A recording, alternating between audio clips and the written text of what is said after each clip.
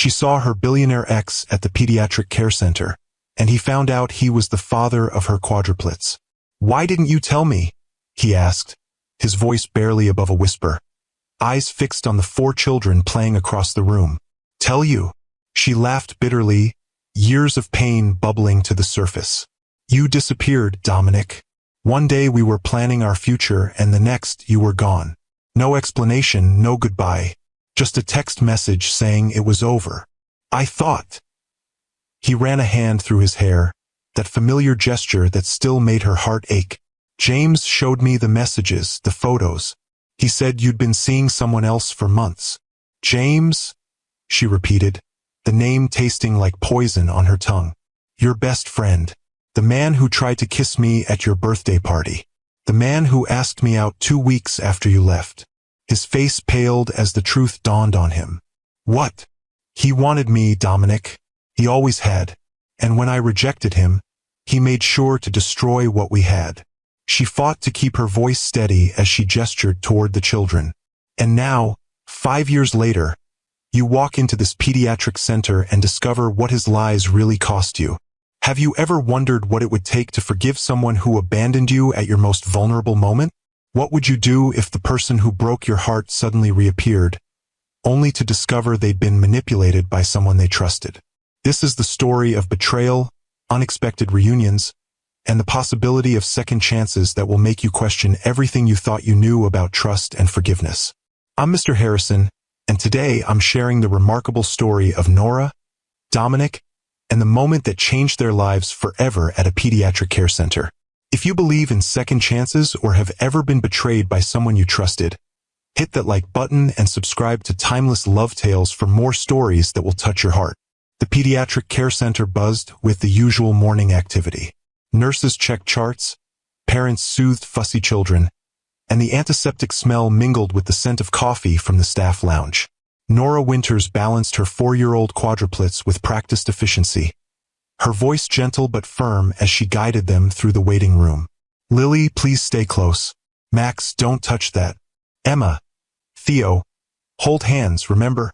The children, with their matching dark curls and bright eyes, formed a small parade behind her. 4 identical winter coats in different colors, red, blue, green, and purple, made them look like a tiny, walking rainbow. Nora had dressed them this way since they were babies, a practical solution to telling them apart from a distance. She hadn't slept well the night before.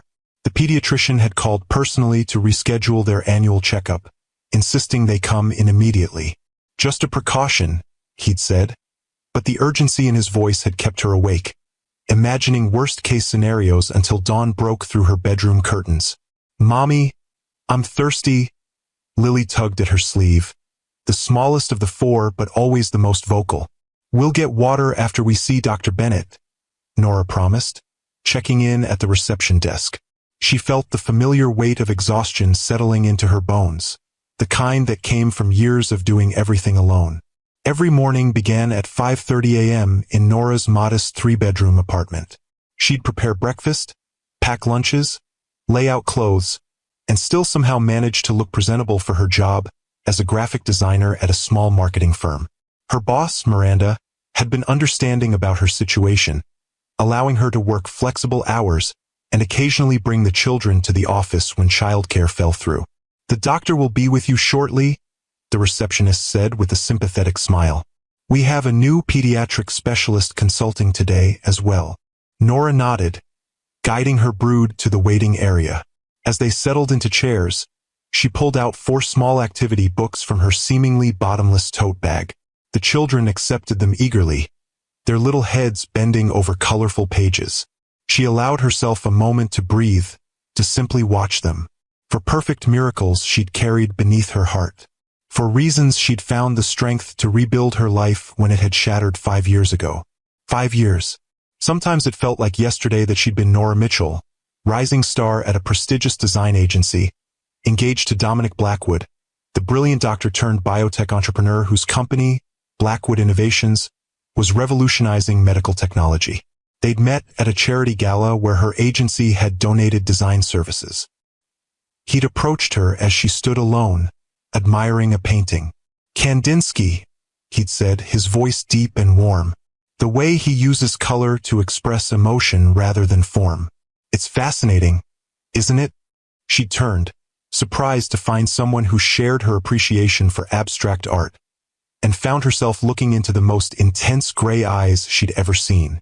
Eyes that now stared back at her from four small faces every day. The waiting room door swung open, pulling Nora from her memories. And suddenly there he was. Dominic Blackwood stood in the doorway, as imposing and magnetic as the day he'd walked out of her life. His tailored charcoal suit couldn't disguise the athletic build beneath, and those subtle lines had formed at the corners of his eyes. They only added character to his devastatingly handsome face. 5 years had done nothing to diminish his presence. He still commanded attention without effort, still carried himself with the quiet confidence that came from building a technology empire from nothing. Their eyes met across the room, and the world seemed to narrow to just the two of them. She saw the moment recognition dawned on his face, followed quickly by shock, then something unreadable. "Nora," he said, her name falling from his lips like a forgotten prayer. She couldn't speak, couldn't move. The children, sensing her tension, looked up from their books, curious eyes darting between their mother and the stranger. Dominic's gaze shifted to the children, and she watched as confusion gave way to dawning realization. His eyes widened as he took in their features, the shape of their eyes, the curve of their jaws, the dimples that appeared when they smiled. All unmistakably his. "There," he began, his voice faltering. "Mine," Nora finished firmly, finding her voice at last. "They're mine." But even as she said it, she knew the truth was written across their faces. For pairs of eyes, the exact shade of stormy gray as his, stared back at him with innocent curiosity.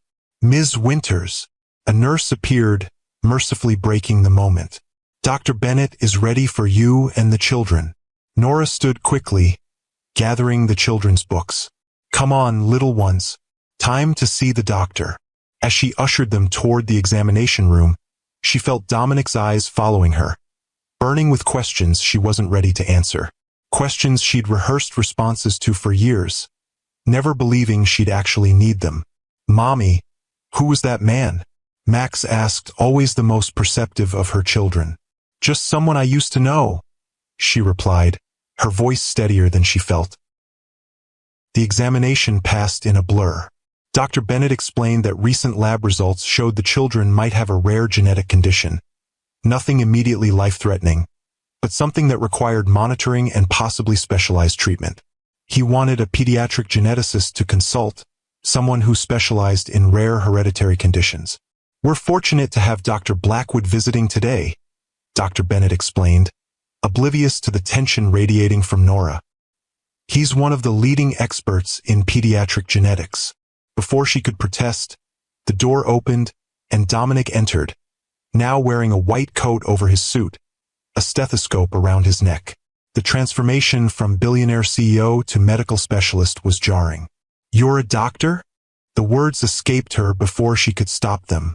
"I never stopped practicing," he replied quietly. "1 day a week, at least. It keeps me grounded." She remembered then how he'd worked his way through medical school before founding his biotech company, how he'd always said that healing people mattered more than making money. It was one of the things she'd loved about him. The next hour was excruciating.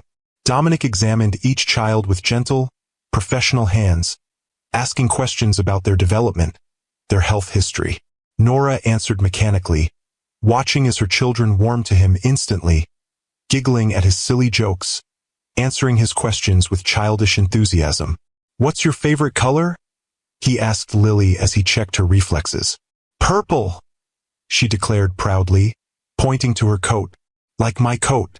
Emma's is green, Theo's is blue, and Max's is red." "That's very helpful," Dominic said, his voice thick with emotion. "It must be hard to tell you apart sometimes." "Mommy never gets us mixed up," Emma chimed in. "She says our hearts are all different colors too, on the inside where you can't see." Dominic's eyes met Nora's over Emma's head, and the pain she saw there made her look away. "They're remarkable," he said finally, his voice thick with emotion he was clearly trying to control. Perfectly healthy, though I'd like to run some additional tests to rule out the condition Dr. Bennett is concerned about. When the examination was complete, Dr. Bennett took the children to the playroom down the hall, leaving Nora and Dominic alone for the first time in 5 years. The silence between them was deafening. If you've ever had a moment where your past and present collided unexpectedly, hit that like button. And if you're wondering how Nora and Dominic will navigate this impossible situation, subscribe to Timeless Love Tales with Mr. Harrison. The most revealing part of their confrontation is just beginning, and you won't want to miss what happens when the full truth about James's betrayal comes to light. The confrontation that had been building for 5 years was finally happening, and neither of them seemed prepared for the tidal wave of emotions it unleashed. "Why didn't you tell me?" Dominic finally asked, his voice barely above a whisper. Nora laughed bitterly. "Tell you? You disappeared, Dominic. One day we were planning our future and the next you were gone. No explanation, no goodbye. Just a text message saying it was over. I thought." He ran a hand through his hair, a gesture so familiar it made her heart ache. "James showed me the messages, the photos. He said you'd been seeing someone else for months." "James?" she repeated, the name tasting like poison on her tongue. "Your best friend. The man who tried to kiss me at your birthday party. The man who asked me out 2 weeks after you left." Dominic's face paled. "What?" "He wanted me, Dominic. He always had. And when I rejected him, he made sure to destroy what we had." She crossed her arms, fighting to keep her voice steady.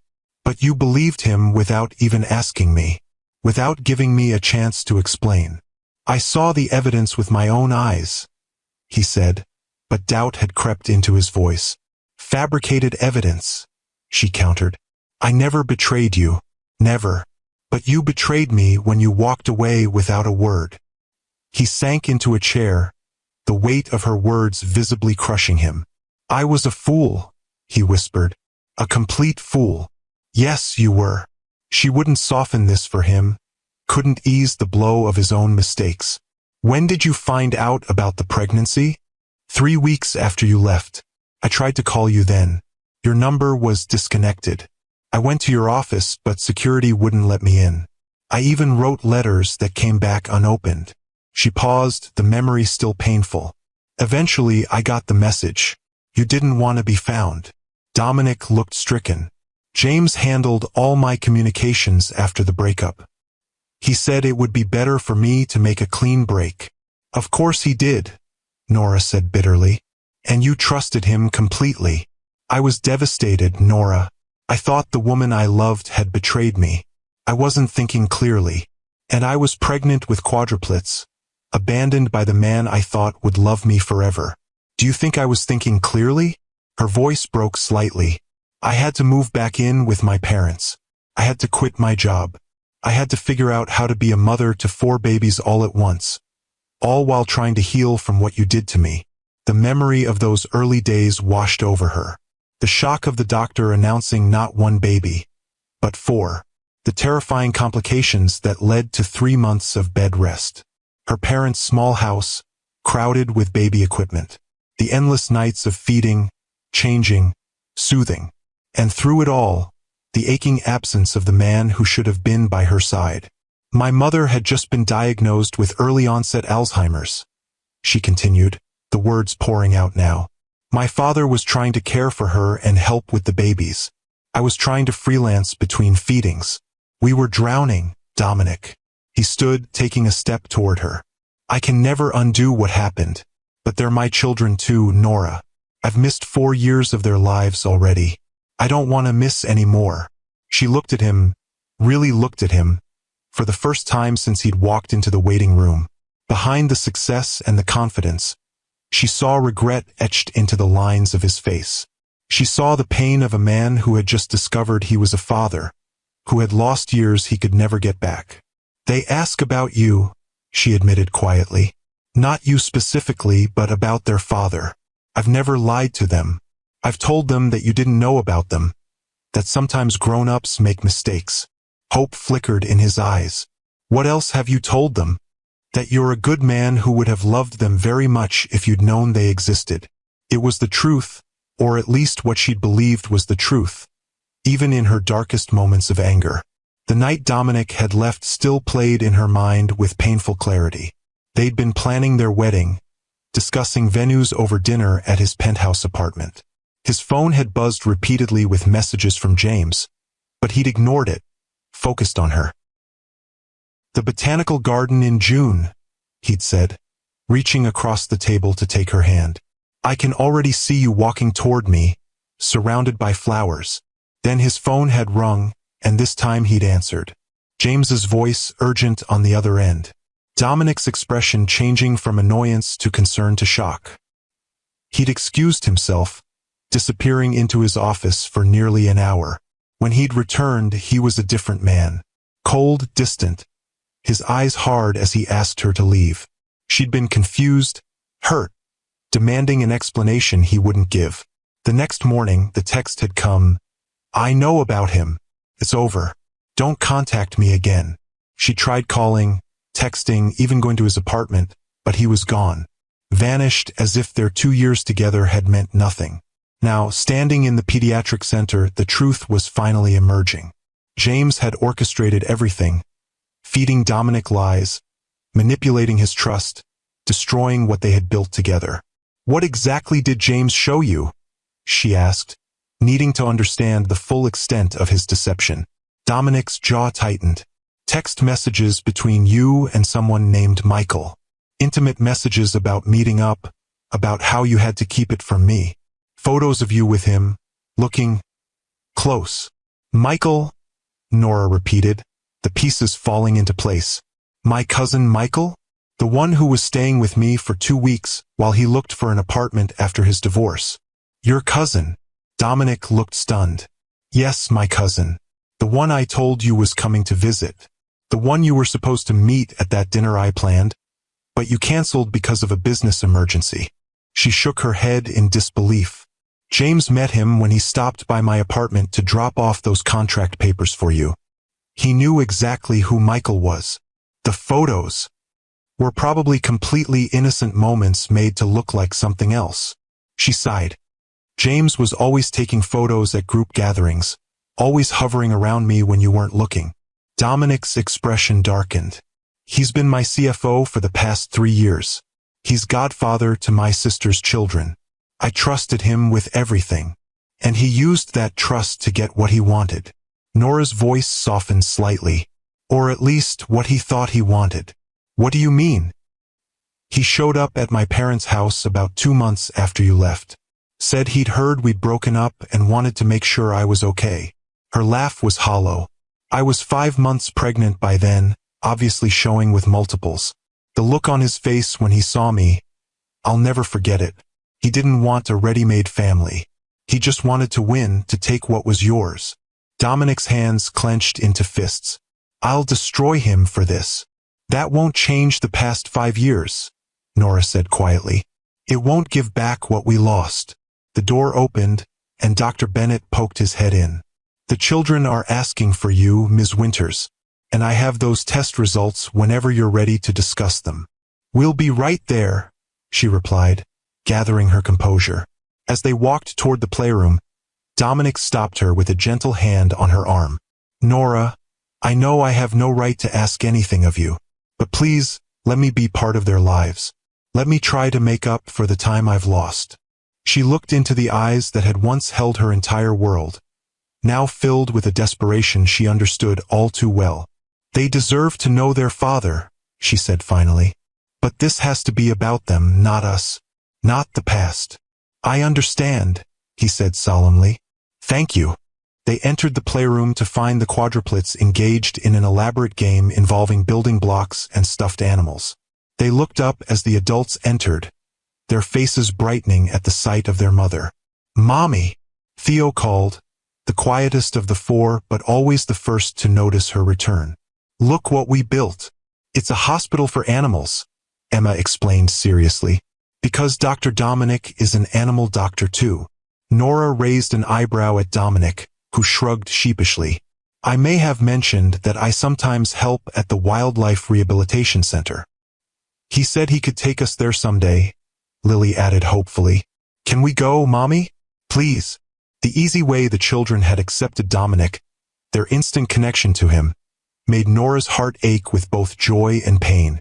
They'd been missing something they hadn't even known to name, and now here he was, filling a space she hadn't been able to fill alone. If you've ever had to make a difficult decision for the sake of your children, hit that like button right now. And if you're wondering how Nora will navigate introducing Dominic as their father, subscribe to Timeless Love Tales with Mr. Harrison. The most emotional part of this reunion is still to come, and the confrontation with James will change everything you thought you knew about loyalty and betrayal. Dr. Bennett cleared his throat, bringing everyone's attention back to the reason for their visit.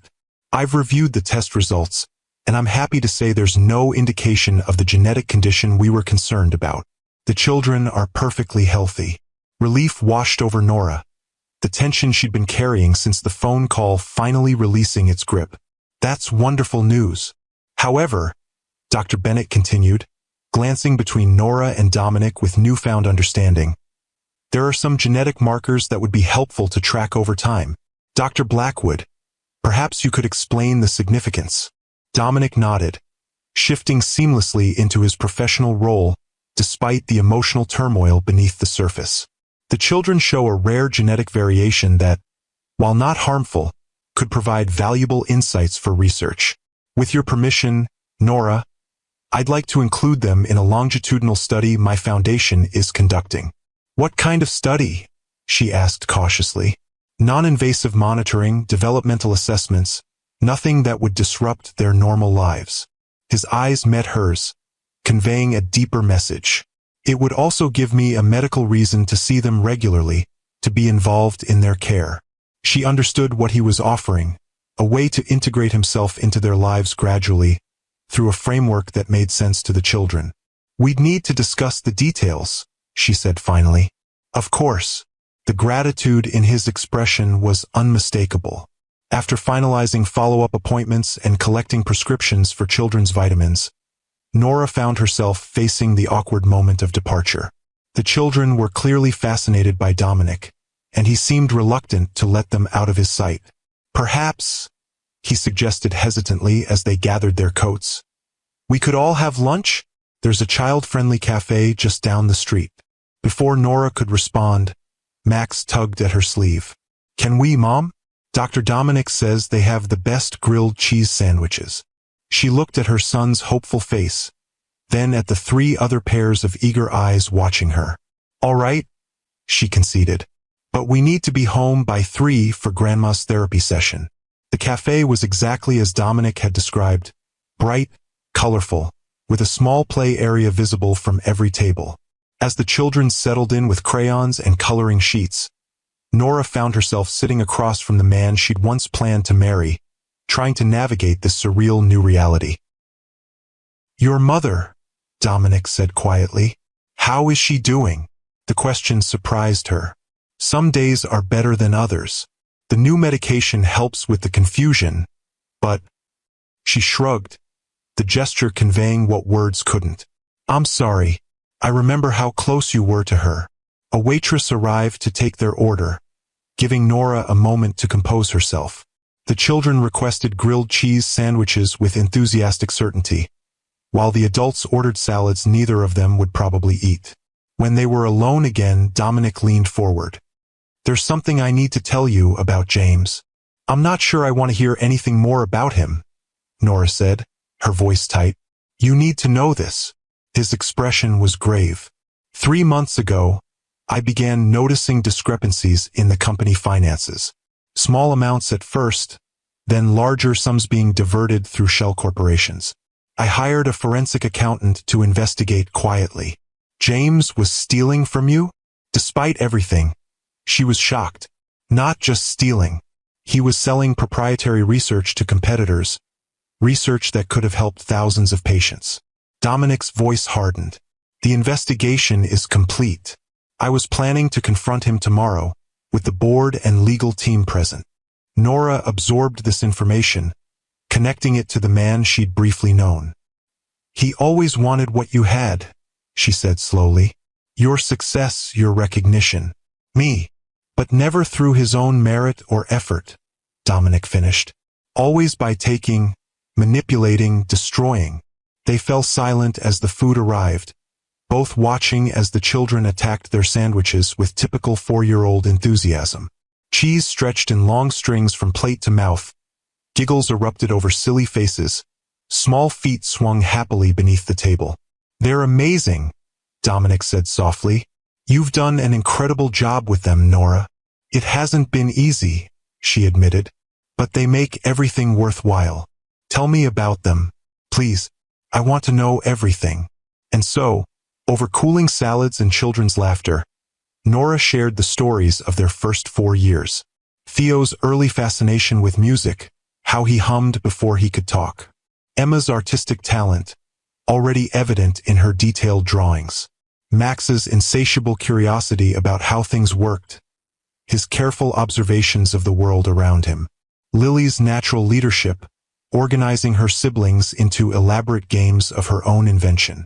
They were born 6 weeks early, she told him. Lily was the smallest, just under 4 pounds.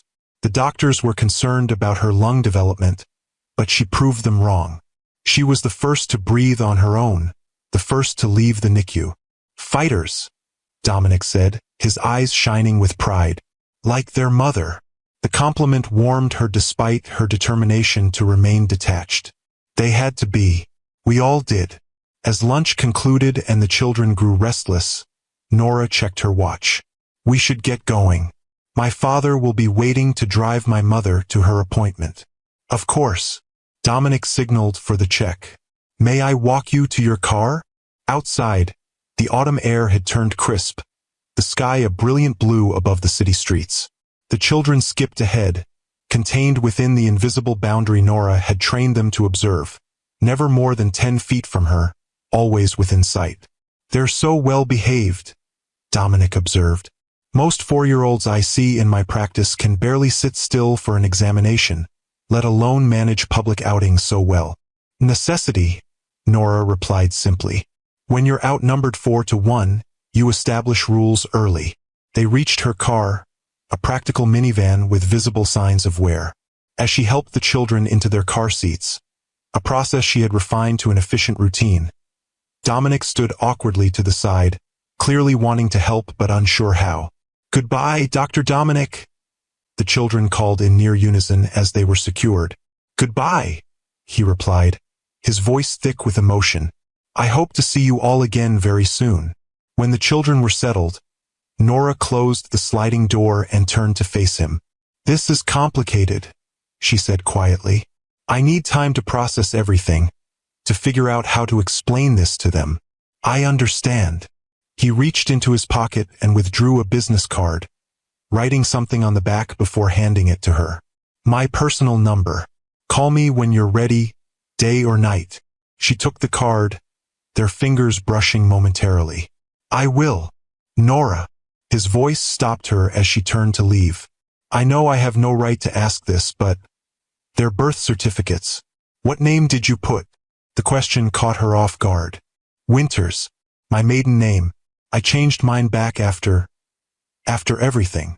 He nodded, absorbing this information. And their full names?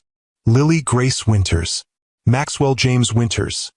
She stopped, realizing the irony of the middle name she'd chosen before knowing the truth. Emma Rose Winters. Theodore Alexander Winters. Theodore, he repeated softly. After my grandfather. Yes. She hadn't been able to help herself, wanting to give the children some connection to their father's family, even if he never knew them. I remembered how close you were to him. Emotion washed over his face.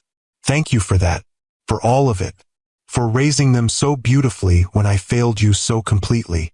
The sincerity in his voice threatened to crack the protective wall she'd built around her heart. I have to go, she said, turning quickly toward the driver's side.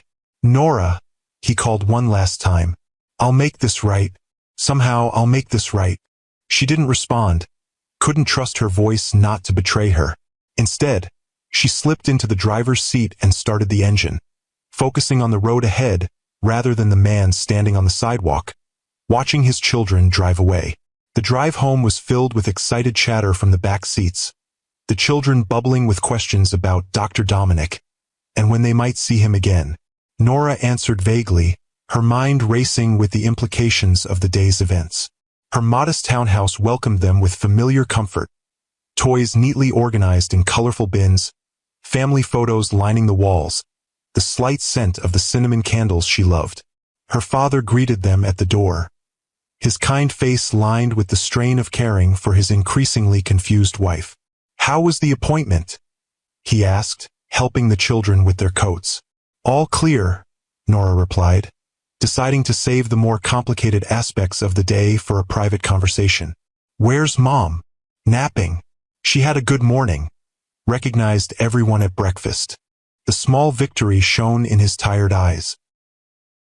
Later, after the children were occupied with their afternoon quiet time, a sacred hour of books and soft music that Nora had instituted to preserve her sanity, she sat with her father in the kitchen, finally sharing the day's extraordinary turn of events. "Dominic," he repeated, the name familiar yet strange after so many years. "And he had no idea about the children?" "None." Nora cradled her tea, drawing comfort from its warmth. "He thought I'd betrayed him. His friend James fabricated evidence, intercepted my attempts to contact him after I found out about the pregnancy." Her father's expression darkened. "I never believed you'd been abandoned willingly. Not by the man I met. The way he looked at you. I don't know what happens now," she admitted. "He wants to be involved in their lives, and they have a right to know their father, but you're afraid," her father finished gently. "Afraid of disrupting the life you've built, afraid of trusting him again, afraid of what this means for you." "Yes." The simple acknowledgement brought tears to her eyes. What if he disappoints them? What if he changes his mind? What if he doesn't? Her father covered her hand with his own. What if this is the beginning of something better for all of you? If you've ever had to make a difficult decision about forgiveness, hit that like button. And if you're wondering how Nora will introduce Dominic to the children as their father, and what will happen when James discovers his deception has been exposed, subscribe to Timeless Love Tales with Mr. Harrison. The most emotional confrontation is still to come, and the healing journey these two broken hearts must navigate will test everything they thought they knew about love and trust. That evening, after the children were tucked into bed with their favorite stories and goodnight kisses, Nora sat alone in her small home office, staring at Dominic's business card. The familiar logo of Blackwood Innovations gleamed in embossed silver against the crisp white background. His personal number scrawled on the back in the same precise handwriting she remembered from love notes and birthday cards. Her phone buzzed with an incoming text message. "Unknown number. I hope it's okay that I got your number from Dr. Bennett. I just wanted to say thank you for today, for letting me meet them, for telling them good things about me all these years, even when you had every reason not to. Dominic." She stared at the message, emotions warring within her. Before she could decide whether to respond, another text arrived. "The board meeting with James is tomorrow at 9 a.m. I thought you should know." This time, she typed back, "What will you do?" His response came quickly. "What I should have done 5 years ago. Listen to the truth." The next morning dawned gray and rainy, matching Nora's unsettled mood. She moved through the familiar routine of breakfast and school preparation on autopilot, her mind repeatedly drifting to the confrontation happening across town in the gleaming Blackwood Innovations headquarters. "Mommy, you're not listening," Lily complained as she recounted an elaborate dream involving unicorns and talking trees. "I'm sorry, sweetheart," Nora apologized, refocusing on her daughter's animated face. "Tell me again about the rainbow forest." After dropping the children at their preschool, Nora drove to her office, grateful that her flexible work arrangement allowed her to process the emotional upheaval in relative privacy. Miranda, her boss, noticed her distraction immediately. "Everything okay with the quads?" she asked, poking her head into Nora's small workspace. "They're fine," Nora assured her. "It's just, their father is back in the picture." Unexpectedly, Miranda's eyebrows shot up. "The mysterious ex who vanished? Wow. How do you feel about that? I honestly don't know, Nora admitted. It's complicated.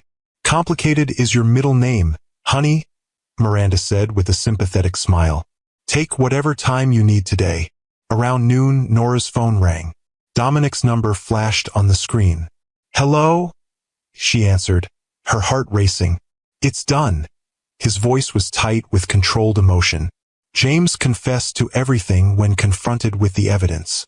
The financial fraud, the corporate espionage, and what he did to us. The board has removed him, and the legal team is preparing criminal charges. How did he react? She asked, unable to suppress her curiosity about the man who had caused so much damage. He tried to justify it at first, claimed he was protecting me from you. Dominic's disgust was palpable. When that didn't work, he broke down, said he'd been in love with you since the moment we met, that he couldn't stand seeing you with me. That doesn't excuse what he did. No, it doesn't. Pause. He asked about you if I'd seen you. I didn't tell him about the children. That's not his business. The thought of James knowing about her children sent a chill through Nora. Thank you for that. There's something else, Dominic continued. Before security escorted him out, he said something I can't stop thinking about. He said, I ruined your life once. Don't let me ruin it twice by being too proud to fight for her now. Nora's breath caught. What does that mean to you? It means I don't want to waste another day without you and our children in my life. His voice softened. But I know I can't just walk back in and expect everything to be as it was. I know I have to earn your trust again, earn my place in their lives. Yes, you do, she agreed quietly. Will you let me try? Will you give me that chance? The question hung between them, weighted with 5 years of pain and missed opportunities, but also with the possibility of healing, of a future she had stopped allowing herself to imagine. Start with the children, she said finally. They need to know who you really are to them. We'll take it from there. When? The hope in his voice was unmistakable. This weekend. Saturday morning. They're always at their best after pancakes. His laugh, warm and genuine, stirred memories she'd tried so hard to bury. I'll be there. Thank you, Nora. Saturday arrived with sunshine and nervous anticipation. Nora had spent the previous evening preparing the children, explaining in simple terms that Dr. Dominic wasn't just a doctor they'd met at the clinic, but someone very special to their family. Is he your friend, Mommy? Emma had asked, always sensitive to emotional nuances. He was once, Nora had answered truthfully, and maybe he will be again. The doorbell rang precisely at 10 o'clock. Dominic stood on the porch, casual in jeans and a soft sweater, holding 4 identical gift bags in different colors. Red, blue, green, and purple. You remembered their colors, Nora observed, touched by the thoughtfulness. I remember everything you told me about them, he replied, stepping inside. The children were waiting in the living room, unusually quiet, sensing the importance of the moment. They brightened at the sight of the colorful bags. Hello again, Dominic said, kneeling to their level. I brought you each a little something. The gifts were perfect, a miniature drum set for Theo, an art kit for Emma, a build-your-own robot for Max, and a doctor's kit for Lily. As the children exclaimed over their presents, Nora and Dominic exchanged a look of shared understanding. It was time. Children, Nora said gently, gathering them close. Remember how I told you that your daddy didn't know about you? That there was a misunderstanding that kept him away? For solemn faces nodded. Well, sometimes life gives us second chances to fix mistakes. She took a deep breath. Dr. Dominic is your daddy. The revelation was met with wide eyes and open mouths. Then Lily, always the first to speak, asked the question that mattered most. Are you staying now? Dominic's eyes filled with tears as he nodded. Yes, if you'll let me. I want to know all of you, to be your dad, to watch you grow up. I've missed so much already, and I'm so sorry for that. But why didn't you know about us? Max asked, his analytical mind seeking logical explanations. Someone told me a lie, Dominic explained simply, and I believed it instead of talking to your mom. It was the biggest mistake of my life. Mommy says mistakes are okay if you learn from them, Theo offered quietly. Your mom is very wise, Dominic smiled, glancing at Nora with gratitude. Do we call you Daddy now? Emma asked, practical as always. Only if you want to, he assured her.